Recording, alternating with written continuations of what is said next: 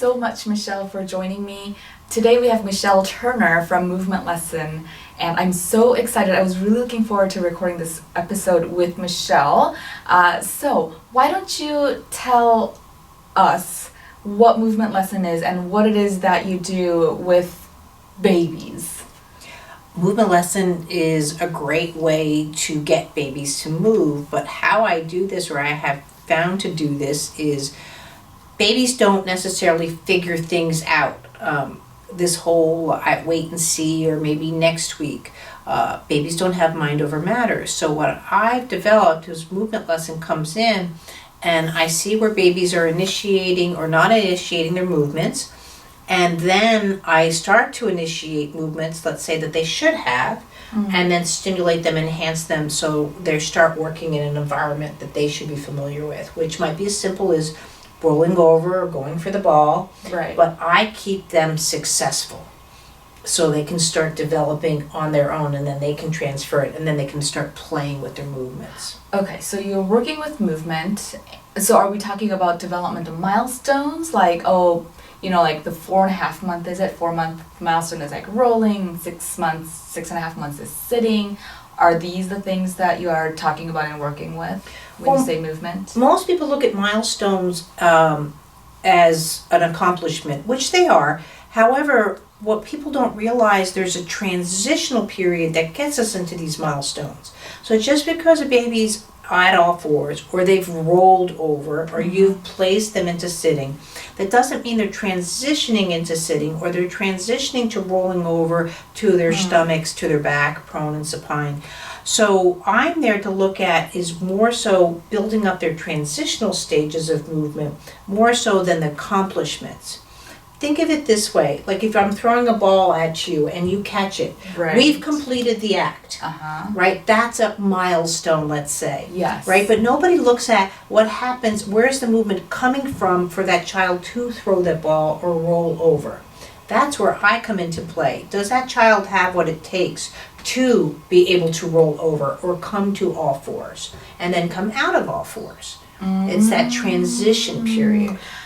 Okay, interesting. So what you're saying is, okay, tell me this then, because babies are babies, they develop on their own pace, do they not? Like, so let's say, like, they do things when they're ready. Like, let's say faster babies may be ready to roll over when they're 4 months versus some slower babies. I don't know. Like, I have a friend that says my baby's a little lazy. She just likes to lounge around. So those kinds of babies that would rather just kind of lie there don't really work on their rolling skills until they're more like 5 months, or is that not a thing? All of what you're saying I know is out there, but everything that you're saying are adult behaviors. I can be lazy. I can work at something. A baby is not lazy. They wanted to play and move, but their goal is not to roll over. Their goal might be, ooh, sparkly. Ooh, and you might say it's a red ball, but they're just responding to that stimuli. And to do that, they need rotation. If they do not have, so to grab a ball this way, let's say, or here, there's no rotation. They need to be able, there's that reach, that quality that you'll see in them, and see everything that I do here. I'm balancing and I'm counterbalancing, which again, those are things that a parent doesn't need to know about, but that's what I was told about my son, that he was just laid back. No, he was unable to do these things. So a lazy baby, what you'll start to see is they'll start to and grunt. Well, grunting means they stop breathing. You can't grunt and so forth. I should be able to roll over and still breathe. Right. You shouldn't hear grunts. They're not little old ladies. You know what I mean? And so, yes, a lot of babies will figure things out. But that same baby might not be able to play for the Raiders, let's say, if that's your team, or because they've always had to accomplish something instead of naturally do it. So why not find out if your baby is naturally ready to go into the next phase of development? So, okay, then if I'm understanding it correctly, and please correct me if I'm not accurate, a baby may roll over, let's say at 6 months, and somehow figure out how to do it, but it's likely that that baby is not doing it in an optimal way, and therefore even like throughout the rest of their lives, they might not be as, I don't know if I should say it this way, but like in tune with their own bodies and like athletically capable of than the babies that were developing at this optimal pace.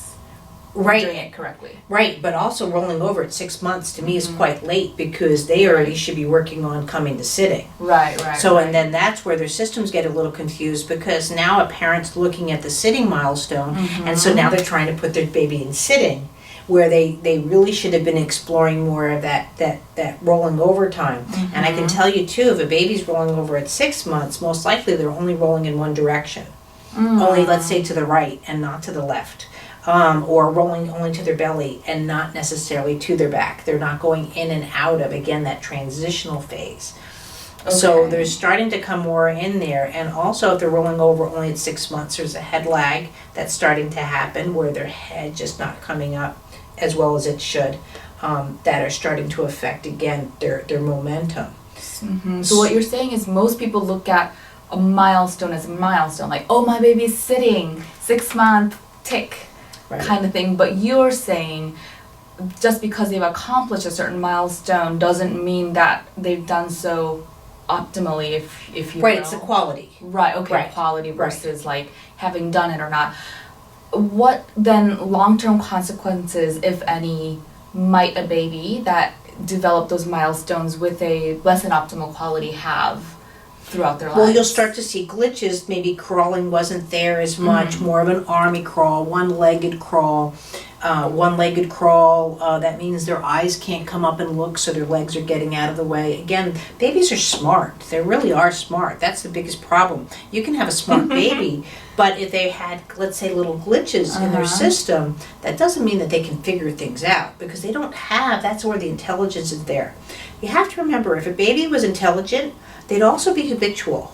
Like, I'm very intelligent right now. I know to adjust my temperature. I might do only something with my right hand because that's what I'm used to. But that it's not that babies aren't intelligent in that sense, but they are neutral. And they should be able to roll over to the right just as easy to the left. They should be able to go and lifting a ball this way versus this way. You'll see a counter. So again, it's the quality. I can get to Walmart with a Yugo as well as with the Mercedes. They both will field the function, but again, there's still some qualities that come into play. You know, I can't take a Yugo, let's say, four-wheel driving kind of thing, and those seem to make sense when we look at an inanimate object. Right. But with the baby, not that we need to create a super baby, but are they ready for the next phase? So later in development, like you say, when I go to reach for something, I might be more cautious. You know, maybe I might have reading difficulties because I can't scan left and right. So dyslexia will start showing up, let's say, if they didn't, you know, with the crawling phase. You know, again, these are little things that can show up. So life just might be a bit more of a struggle. And then that's where, too, the parents are like, if you just applied yourself, you need to work harder. So you're saying that these babyhood skills will or may transfer throughout their lives and even show up as things like dyslexia or even school performance, if you will. Where do these glitches come from? Why do they have them? They're just babies. They're just babies, but yes, they're glitches. A lot of babies now, more and more, are having life experience they weren't meant to having. In the U.S., we have the highest rate of C-sections. Right? They aren't meant to be delivered that way. Now, again, I want the baby to be healthy and alive. That is the definition of a healthy birth. Did that baby leave the hospital in good health? Right. That is a successful birth. Okay. It's not about that maybe they were in the NICU time. You know, again, did they have a pulse ox on? That again, that's a weight. Did they have a life experience? Even phototherapy for some babies. Now, a full-term baby with a little phototherapy, no big deal. But let's say a premature baby, they're away from their parent, they're not getting the movements, they're not getting they might be just laid in a certain position back to the light. Again, these are life experiences that they weren't meant to have. Flat heads now never occurred before unless there was a birth trauma. Now they're in 50% of all babies. I can tell you right now, if there's a misshaped head, there's going to be misshaped for performance. It's sort of like having a car with one tire underweight. Okay, so misshaped head, plagiocephaly, is on the rise for sure, and it's said that it's on the rise because of the back to sleep movement, which is a fantastic, obviously.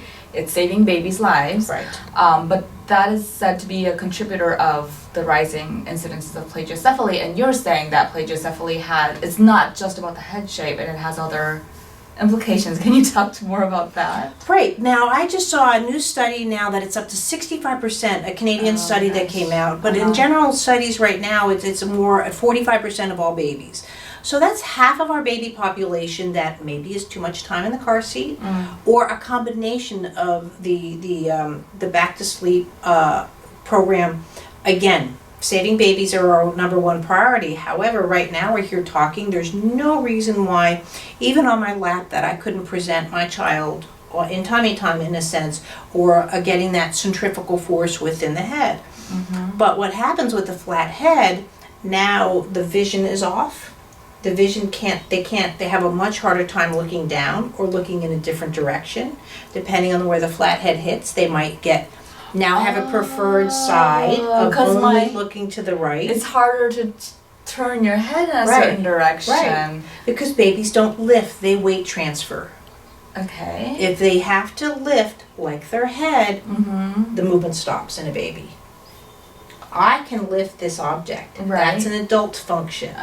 But a baby, even a 2-year-old, will weight transfer. They will not hold this object out here. They will bring that into them. They weight transfer. Then if they are, let's say, turning or trying to lift their head, coming back to tummy time, where are they transferring their weight to? I mean, isn't it like a lift of the neck? No, there should be no head lift whatsoever in a baby. What it is the pelvis goes down like a seesaw, and that naturally will bring the head up. Really? Yes. That is okay. So when I also hear things like a baby's not strong enough, a baby is not, no, babies are strong. That's the whole reason they look like little Buddhas. That's part of their development. Right. They need that. You know, if a baby's born with six-pack abs, I hate to say it, it's cerebral palsy. It's not a good sign. Because, again, they're engaging muscles instead of reacting to just that weight transfer, the movements. Okay. Babies have 85% water. They have a higher bone ratio, so they're transferred, and also they're not calcified.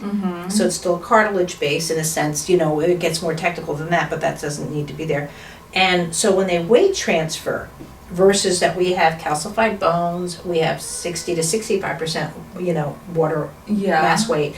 So our movements are different as adults. Okay. That's why the head-abdomen ratio is different. So when you're seeing a baby lifting their heads already, that's a big warning sign in my world. Okay, well, one more question. I mean, like, because for me, like, reaching something is, like, it's a lift of my arm.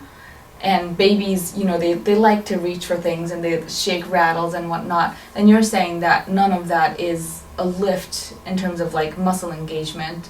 No, you really shouldn't see any kind of shoulder movement. It's much more here. But if I go to lift the object, obviously I would choose my right hand. As a baby starts to develop, they'll actually counter, right? So it'll be a weight transfer counter versus just because it's closest. You'll see it here and there, but that shouldn't be. So when a baby's not using their hand, you'll start to see parents say, use your left hand, kind of thing, where they just don't realize that it would actually be, if it's a left side object, that it'll be actually the right side that they should. And that's a pre-crawl. Right, okay. Then, tummy time, you talked about tummy time and like the lifting of the head, and tummy time is becoming more important because of the back to sleep, and babies are placed on their backs a lot. And so we're told, okay, like from the day you come back from the hospital, make sure your baby's spending just a few minutes, like several times a day. It's a few minutes at a time, and kind of like lengthen that time. It becomes this thing that's like prescribed, like you must do this with your baby kind of thing. And some people will say like, oh, my baby absolutely hates tummy time. She screams when she's placed on her tummy. Tell me more about this. Like, why is that? Some babies seem to just take it better And some people will be like, my baby absolutely hates tummy Well, time. that's a number one warning sign for me that you're starting to look at a child that has a really strong possibility of developmental delays. That they'll be tired, obviously they'll want to be held and fed, Right. but the actual screaming that you'll see, if you actually look at that child, it's like they're drowning. And since at a day old, they can't, again, weight transfer, head lift, they start to have this kind of panic. You'll only see the tummy time, let's say, the head to one side. You might notice that if you place the head on the other side, that it's actually difficult to do. They might have a small torticollis that hasn't been caught or something like that, but they're unable to have that natural balance. One of the things that happens in a new baby is just that their spine starts to learn to have the weight transfer here through their spine, almost like a snake-like movement. Wait, so you're saying that this happens in a new baby, like a newborn? Right. So like out of the womb, the baby starts this right from the get-go. Right from the get-go, development starts to happen. Wow. Because we never think about, when you look at a newborn baby in terms of like, oh, she's moving. Or he's moving. I don't know. We don't look at that. But it's like your basement, your foundation for your house. If you don't have a good foundation, no matter how you build the technology, you're going to have a crooked house. So the quality of the baby's movement right from day one. Absolutely. And is the foundation for the baby's development. Right. Okay, okay. All right. Milestones. How do they know what to do next? I don't know. This is like not completely milestones, but there are these sequence of things that babies go through and learn to do, skills that they acquire. How do they know? Like, oh, I rolled. Next step, I shall try to. I don't know. Is it crawling or is it sitting? Like, how do they? Again, that's adult behavior. Babies don't know what to do. Babies' whole objective for cognitive development is their ability to respond to movement, and to do that, they need rotation. One of the things I developed was the newborn assessment, and that's all you're checking. Every little part of the body should present with rotation. So if you already feel non-responsive or stiff, those are little warning signs and areas that you need to work on. So as the baby's responding to the movement, then they feel what to do next. So they're responding within movement, not within their cognitive format. They do not come out of the womb and say, over there's the kitchen, I need that bottle. They don't have that kind of cognitive. Right. But they know if you've moved them too much, then they respond. And if they don't move too little, or if they move, too little, then they also respond. And that's where you get a colicky baby, because they can't digest well, or things like that, because the movements are already starting to be interrupted. So if you look at a colicky baby, or if you hear that a baby has colic, would you be concerned of that the baby may have a glitch somewhere and they're moving? Oh, absolutely, yes. Oh, really? Yeah. Or especially too, if a baby has constipation, is another thing that they're not moving well. Your intestines moving are just as important as your little paw. Right. Okay. I want to talk about vision for a moment. I've heard you talk about functional vision. So then you talked about how when a baby has plagiacephaly, they have this preferred side, or like areas that are difficult to turn their head to. And you've told me before that if there's one thing you could work on with babies, that would be their vision. Now, babies can see, you know what I mean? So what do you mean by vision, and why is that so important? Now again, babies can't see. Again, functionally. They might be able to respond to stimuli, a sparkle, a light, a noise kind of thing, that they will just respond. But they're not saying, oh, I've been looking for my mother, where is she? You're still her best friend. Right. They love faces, first off. That's one of their first visual successes. But at the same time, they're not processing that vision, meaning that like, oh, her mouth is moving kind of thing. Again, we're thinking about an adult behavior. So with vision, if the eyes don't work in a tandem fashion, now newborn babies are going to just kind of flutter and so forth. Right. Concentrated vision starts to show up around the 3-week period. Okay. Where you're actually starting to say, oh, they're looking at me, or oh, they've caught that object, because their bodies are starting to synchronize. Again, that's synchronize. You will not see a baby do this and this again, it's more of a pre-crawl that they will have that weight transfer that they can move around. And now, if a baby is born with let's say strabismus, or the eye goes in, which looks like this, so my right eye is going in, already if I have this now, this eye is dominant, meaning wants to work, versus this eye who's going here. So now for me to look at you, I have to come all the way over here and see how I have to tilt my head even more to this side to see you. And even that, you're too far away. My convergence point is maybe more here, so my vision, let's say, had to do here. But again, the same function. For me to go here, I can just look this and see my left side. Right. So my right side already, my calculations of turning. Now if I have what's called exotropia or so forth, with the eyes going out, now I have no center vision. I can't look at you, which eye is going to work? So again, that synchronization is much, and you'll see a much more delayed child, let's say, if the eye is going out versus in. Because the eyes will never converge for any kind of vision. I will always see double. Then are these babies, by the time they're, let's say, able to perceive color or like recognize a face as a face, like can they see an object, like vision, like oh, this is red or this is black and this is white? In some cases, maybe not. And if anything, you could be adding those kind of things and adding to their complexities that they're not ready to see yet. So that's where, it's almost like being on a roller coaster ride, where your vision is. You can't focus on something. So they can see. It's not that they can't see, I should say just functionally. They can't right, you're answering focus it. But they can see. It's not like they're blind, that they see nothing. It's not dark everywhere. They can see that they can respond, but they can't see to start making sense of it. Interesting. So sort of like a bang. Was it a balloon popping or, let's say, a backfire of a car kind of thing? Okay. They can respond, but they're not processing what that was. So it's the same thing with vision. There might be a light, a window, where I can respond. So that's where a parent goes, oh, he's looking at me. But there's a difference of looking at me versus looking at me. And so see if I'm looking at you, I have the eye contact in a sense, and it might fleet in and out, they're babies, right, versus here. See, I'm looking in your direction, but I'm not looking at you. But that's really hard to tell. It is hard to tell, but it'll start showing up in their movements. When does that, these are things that if the vision is off in that way, will the pediatrician let us know that there's an Well, in many cases, again, right now, the pediatrician's job is, and again, I don't mean to say this in any way, is to make sure your baby's healthy. So the questions are going to be fielded more of growth, height, weight. Are they pooing, eating, and sleeping? Right. I like the 3 categories your first 3 months of life. Right. As long as they're wet diapers, as long as they're, quote, healthy. And that's what they're working on.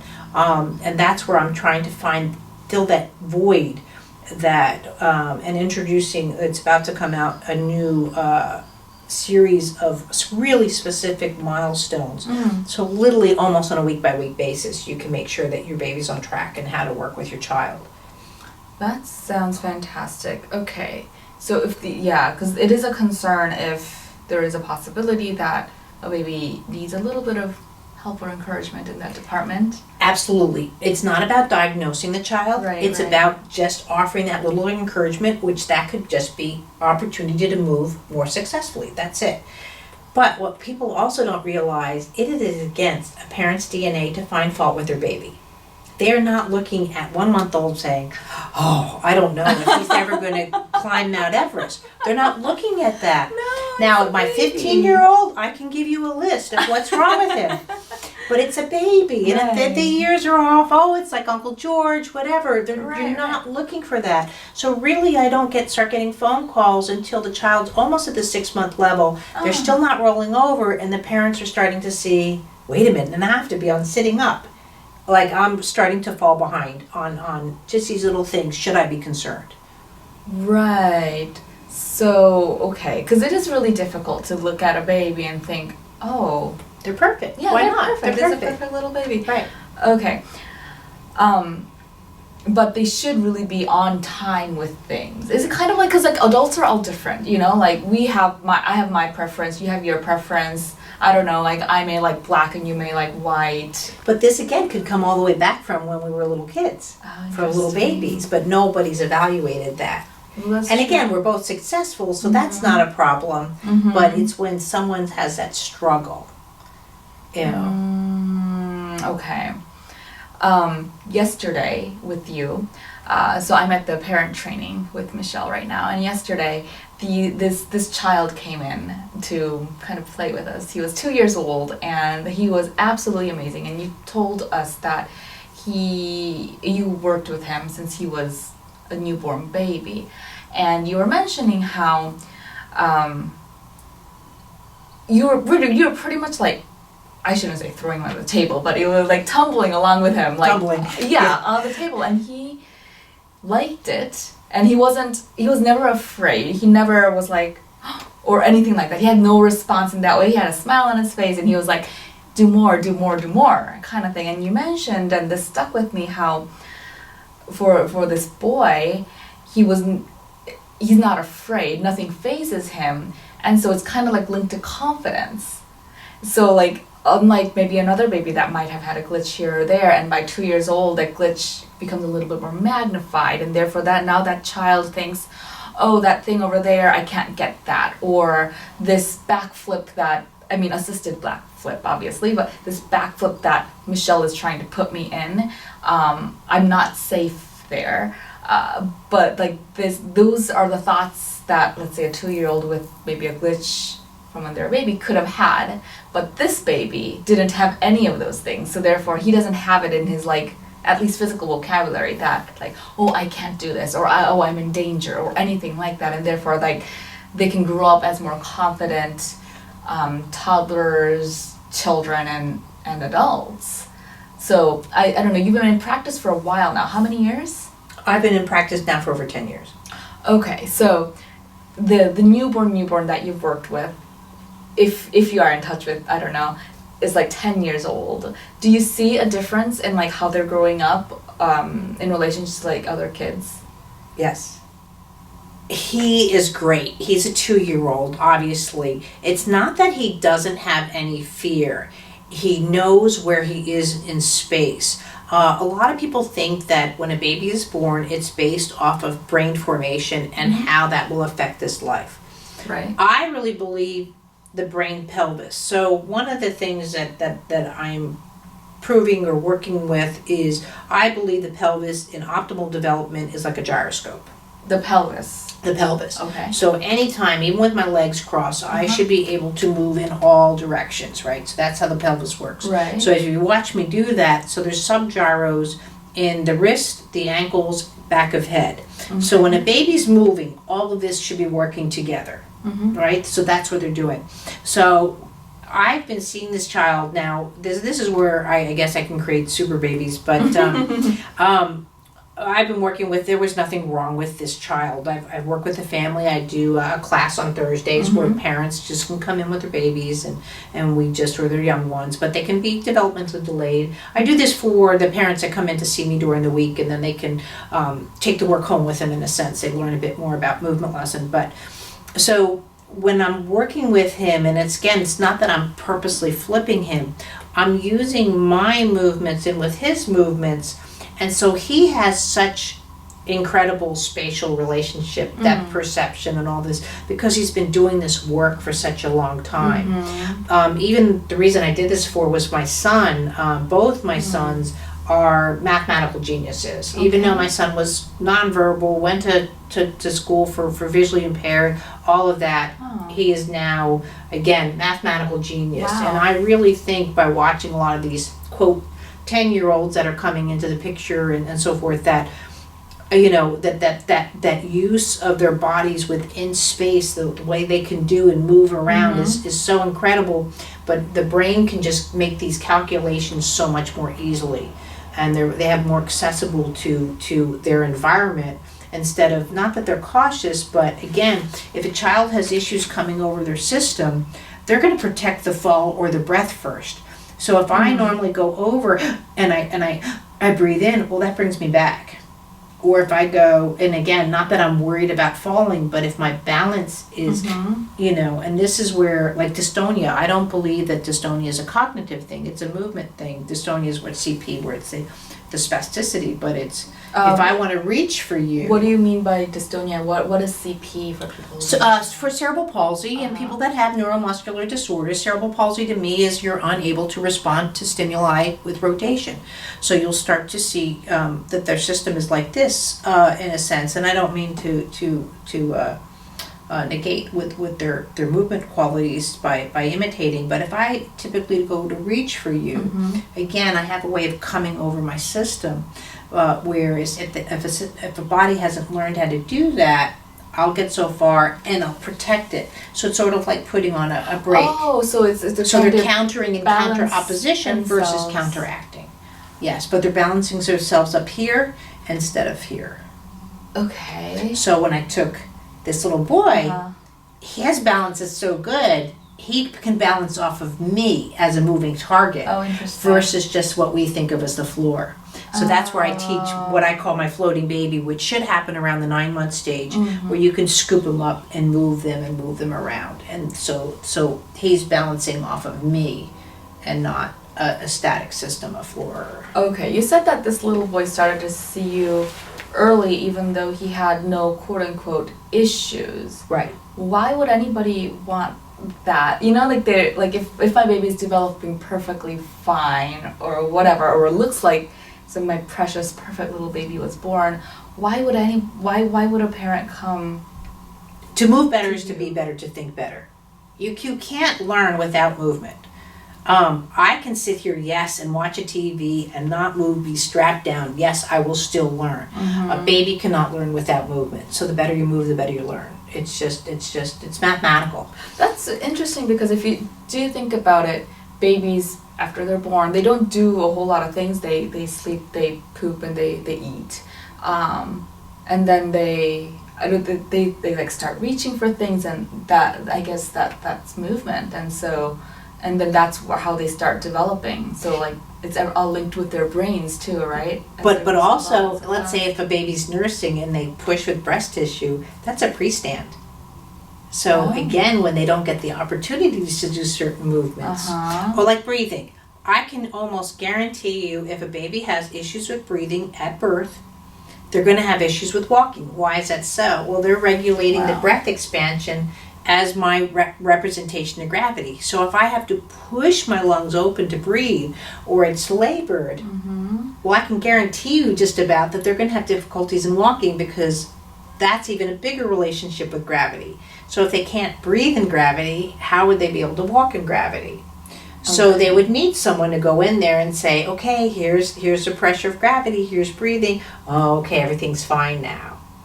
And so you help with breathing, you help with movement, and you help with your cognitive development as well as your milestone achievements. Interesting. Okay. Instead of having, let's say, a breath, deprivation, cord around the neck, quite common, more than you think, things like that, where again, that breath was a struggle right at birth. Yeah. Could show down the line. Why not catch it within a week of age versus waiting to see, I hope we missed this one, we're going to be okay. And that's where I see a lot of. How do you know, though, that a baby is struggling to breathe?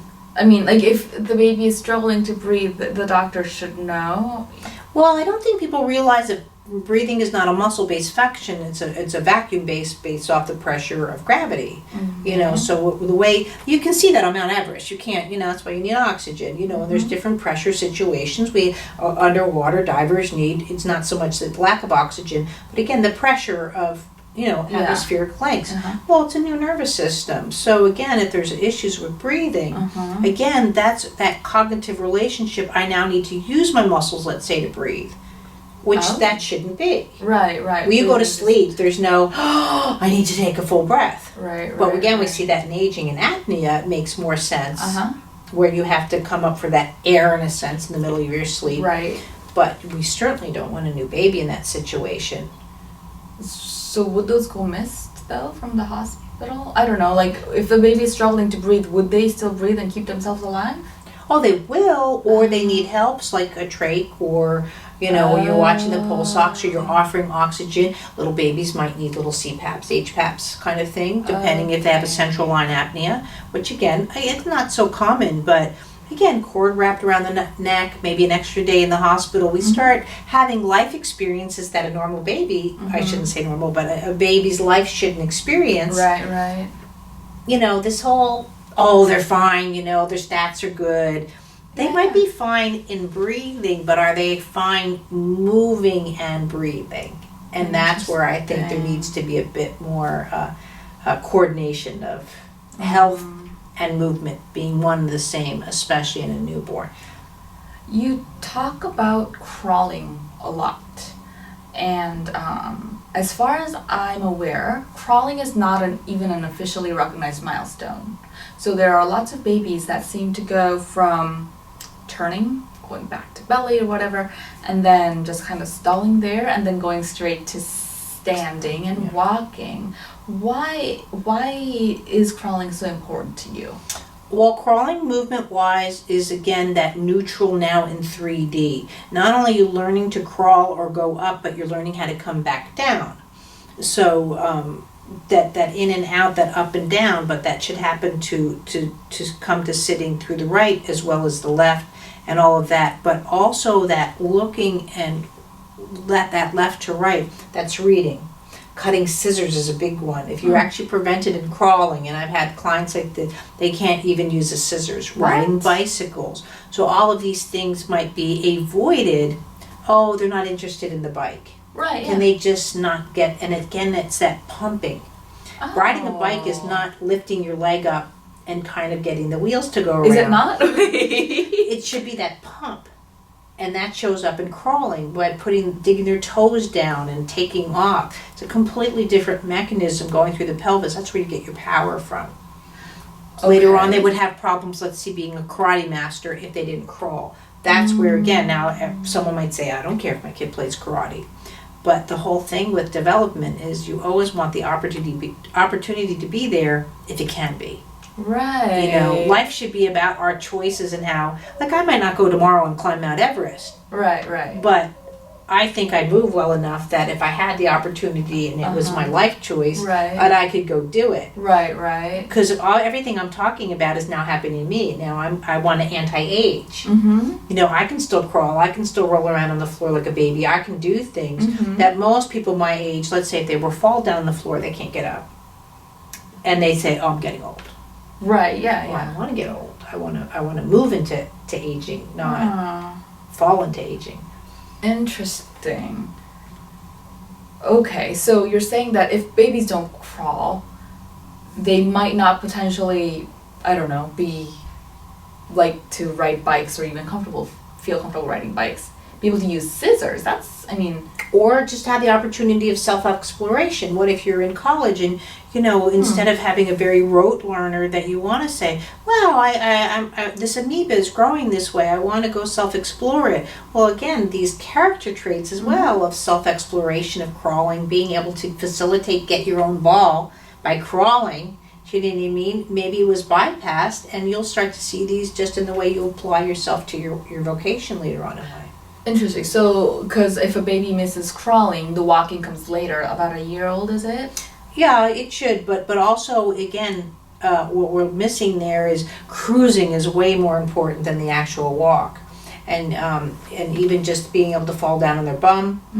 If they didn't fall down and crawling, which is only this distance, now they're falling down here. Do they lose what they're doing? They fall down and it's more instead of I fell down, I get up. Right. Or I was playing with this toy.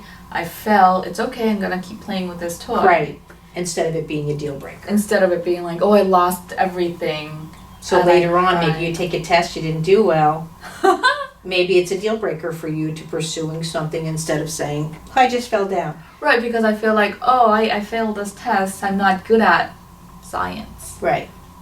So science must not be my thing. Right. Kind of thing. So it's like you self-impose those beliefs, and that might have stemmed from very, very young. Right, and that's where you see the big break in development in, like, say, junior high.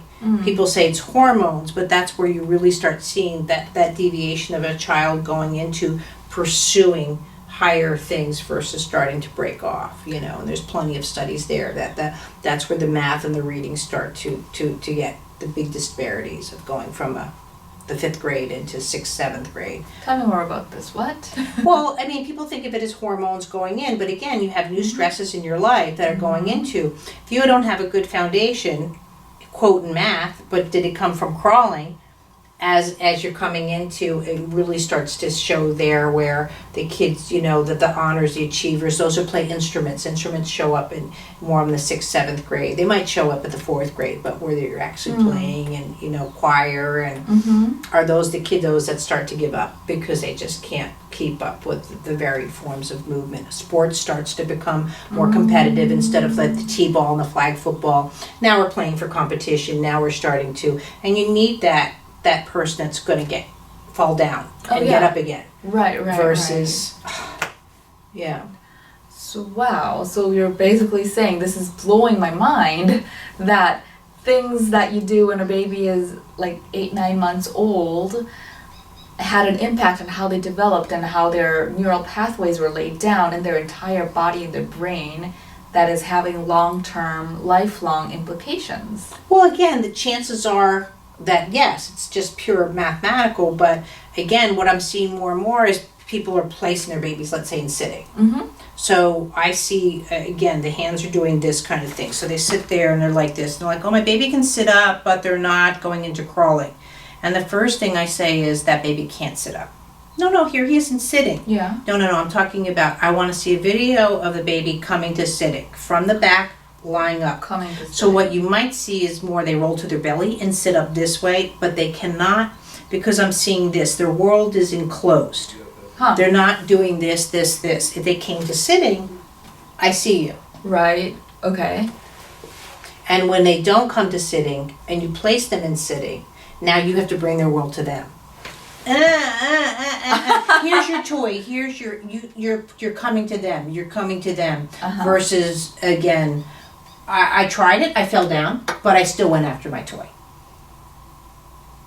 Okay, so they're more wobbly, they're more, you know what I mean? You don't let them fall down. You don't let them go into their stages. So they're kind of more... in their bubble. In their bubble. So why wouldn't that continue? Again, unless they have a big life experience that changes the way their bubble's here. And I might say I'm going after my ball. I'm only, I'm crawling, I'm 8 months old.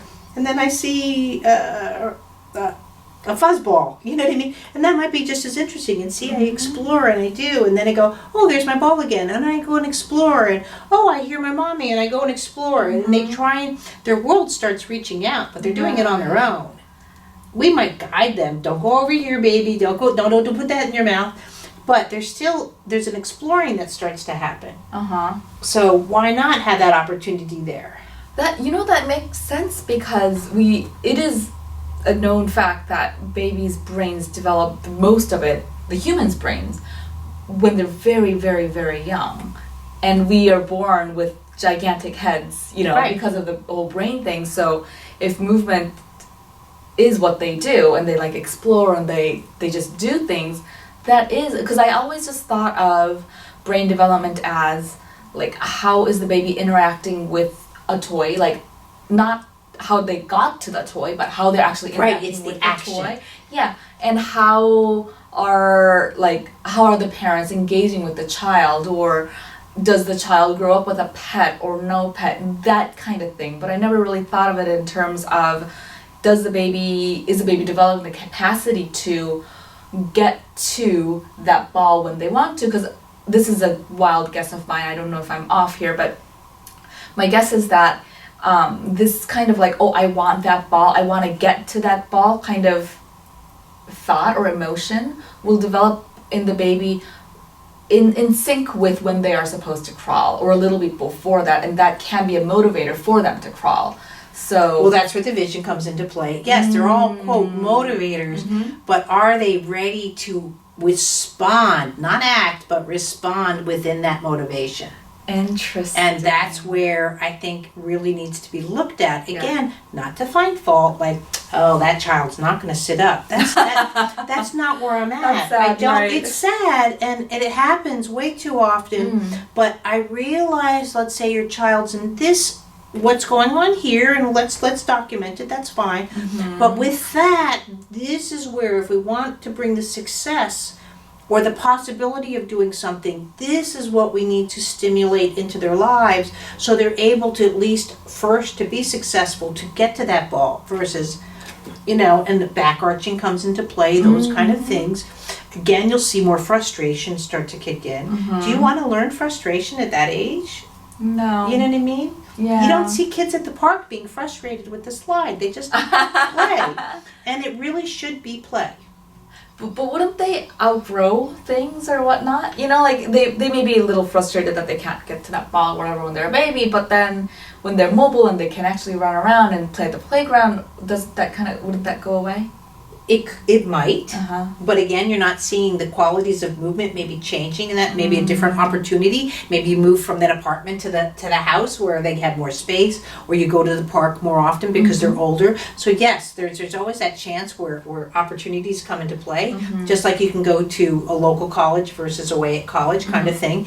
However, from what I've seen from my own child, who was told that he would grow out of things, which he didn't. Oh. You know what I mean? Like, I'm not necessarily willing to take that chance. I would sort of like why would you? why not have an evaluation? You know what I mean? Right. So like getting a makeover. Why not? It's fun. It's there's Yeah. let them move, let them play. So my daughter has been working with you for a little bit, and I'll be honest with you, in the beginning, I was a little concerned that she might not want to come back. Like, when we walk into the door, that she might start crying. But it was the complete opposite. Like, she recognized the place, and she smiles and, like, really loves being here. So it's not anything that's stressful for the child at all. The child enjoys the experience of being here. That's what I really noticed. And so, I can't really find a downside to the work that you're doing, which is fantastic. And even my own daughter, after she started working with you, the way she moves, her repertoire of movements and like her body movement changed drastically. And I can tell that she's having a lot more fun in her body. She's like exploring, she's like hopping around. She's 6 months old, so she's not yet crawling, but she's hopping around and she's like just doing things that she didn't do before. And she's a lot more interested in stuff outside of herself as well. Not just her own body, but like she wants this and she wants that, and she's looking over there and looking over there, and she's doing a lot more. I was just like, wow, like that week with Michelle made such a big difference. This is incredible. But but until we found you, like I was not aware of this at all. Like this was a thing. Baby movement is not something that was even in my vocabulary. Like I don't think about that. For anybody that wants an evaluation, or I don't know, like where should they even start? Like you're here in Arizona, close to Phoenix, but the majority of our listeners are not here. What do they do? I do have practitioners around the world. I'm working on expanding my work, but at the same time, I work great with video. As you and I did, we work via Skype. I assess videos. People send me videos all the time. This is my baby. What are they doing? What do we need to do? So there's many opportunities to work on it. There's a newborn assessment. You don't even need me. Your baby can be 6 months old. You still can do the newborn assessment. Everything's online. The book's at Amazon, but still the videos are online. And then where to start touching. I have the largest online academy out there. I have over 1,000 videos. Wow. My newborn assessment coursework is on sites that I have. So there's so many opportunities that you can look at. And one of the things that I'm developing as well is your 1 month baby, your 2 month baby. And I might even break it down week by week, but so you can start looking at where your child should be at. Not to compare, look at the quality of movements with your child. And if you have any doubt, you already need to have something looked at. That's really the biggest concern. And that's, I think, what you had. You were like, I think she's fine, I'm not sure. I'm not here as far as the fun goes. I'm not here to fix your child. Mm-hmm. I'm not here to work with them. Mm-hmm. This is a play base. This is fun. I take movements naturally and watch the way that they respond to those movements. That they should be coming down to the table versus a fall, let's say. And the fall could look like this, or a startle, but in my world, that's a fall. Can I make them that they transition more smoothly? Can they go up more smoothly?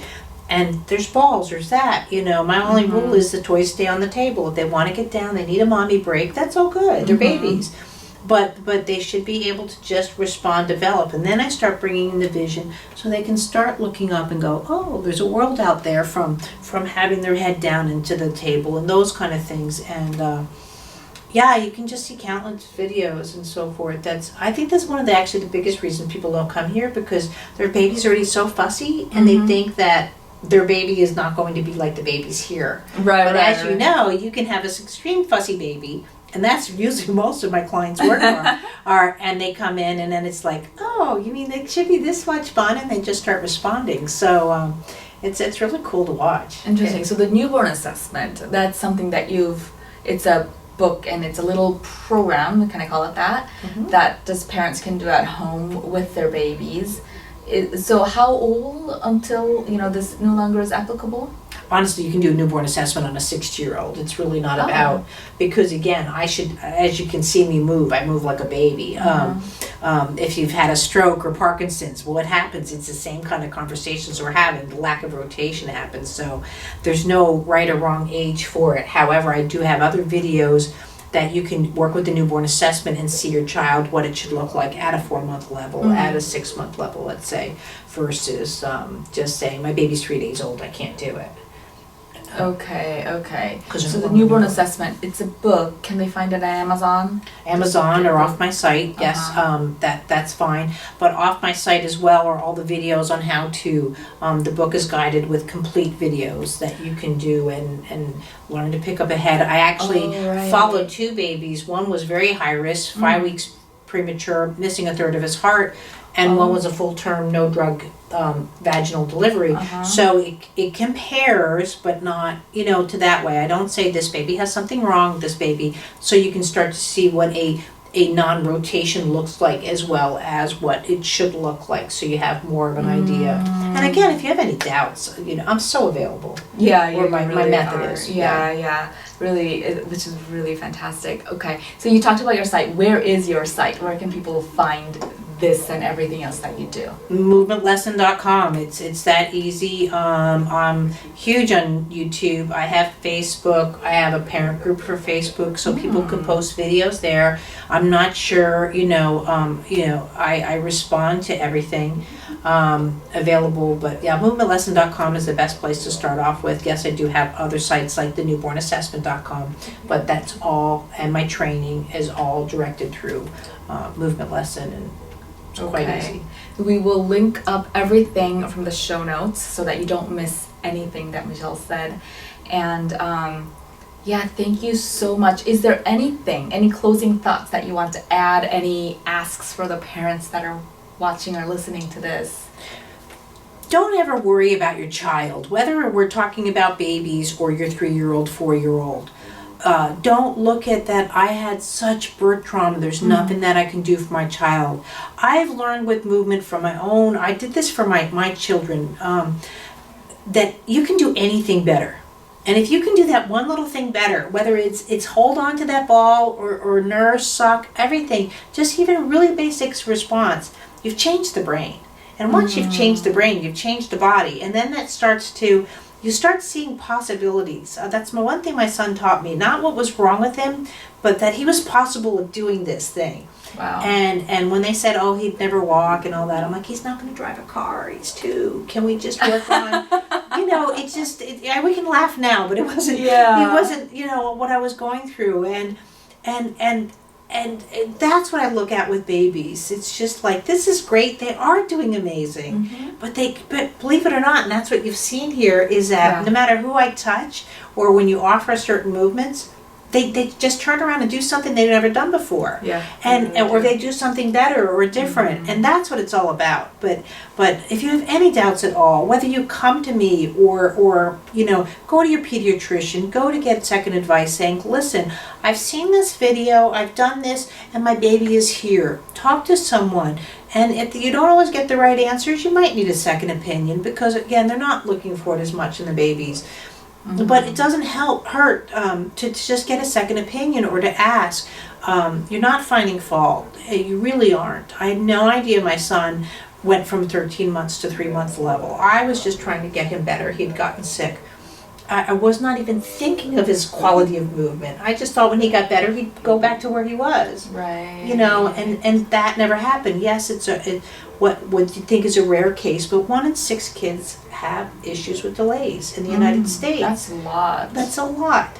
Yeah. And it's not about the autism. The bigger diagnosis is over here. Let's do something a bit more proactive when they are babies. And it's fun. You should be able to just sit down and move with your baby.